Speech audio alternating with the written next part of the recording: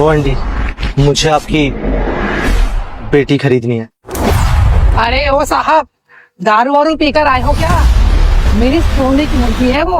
देखिए आंटी, आप अपनी बेटी सबसे धड़ी लगवाती थी, लेकिन अब नहीं, क्योंकि अब आपकी बेटी को मैं खरीदने वाला हूँ, वो भी पूरे 1 लाख। आंटी, पैसे पूरे ना? हाँ भाई, पूरे पूरे। अरे तो लेके जा। ओए चुप कर, बहुत बोले आई।